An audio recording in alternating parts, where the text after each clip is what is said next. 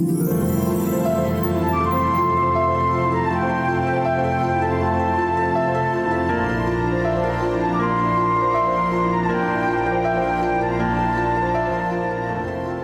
I'm Marilyn, the two-tip lady, who loves to help make your life more simple. Have you ever wondered how on earth to bond your family together? Have we even wondered if it's possible? Families were meant to last, weren't they?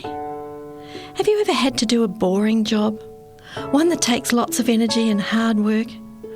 Well, I do lots of them, and I was helping my husband one day with a very unglamorous job. We were lifting pavers that were forming the back porch of somebody's home. But we were happy because the owner didn't want us to pay for them.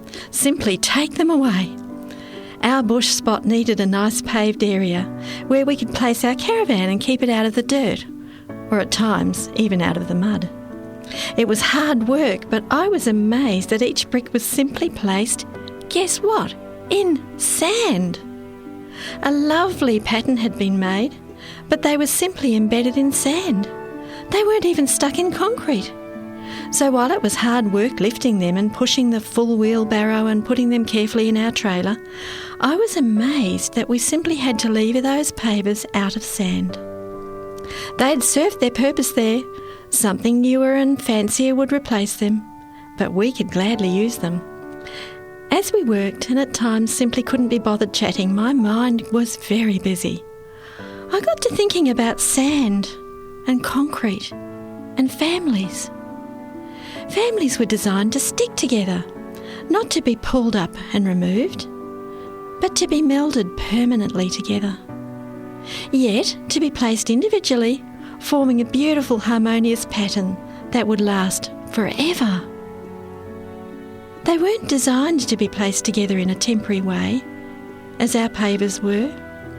So my tips today are designed to be like the mortar and concrete that helps cement your family together. Tip number 1 is beautiful. It's a foundational bit of concrete that allows each person in the family to fit into the pattern in their own unique way and yet to be thoroughly attached to their family. Here it is. Tip number 1. Have morning and evening worship every day. What does that mean?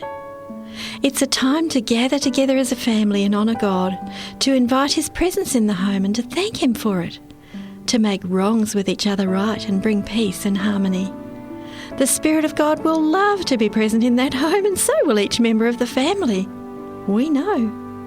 This really is the simplest, most foundational and important bit of concrete you can put into your family today. My tips really are simple but profoundly important if you take action. So here's tip number 2. Cultivate courtesy. Don't reserve courtesy for just greeting strangers. Don't reserve your sweet, courteous voice for visitors or your work colleagues. Cultivate courtesy at home. Speak kindly without raised voices. We taught our kids a really lovely poem a long time ago. I wish I'd always practiced the principles in this poem. One young granddaughter and I made up a tune, and we love to sing it when we're out hiking together. And here it is. No, you don't have to panic. I'm not going to sing it to you. It's simple but profound. Here's the words. Courtesy is beautiful. Courtesy is kind. Keeping others' happiness constantly in mind. Courtesy is love sincere, doing what is good. Filling others' lives with joy, as God's children should. So my 2 tips for keeping your family bonded together and not just placed loosely together in sand are simple. Tip number 1, have morning and evening worship. Tip number 2, cultivate courtesy in your home. These are simple tips that will create the strongest, most permanent bond. How about you think of other ways that you can place that beautiful bonding cement in your family today? That's it today from the two-tip lady, who loves to help make your life more simple.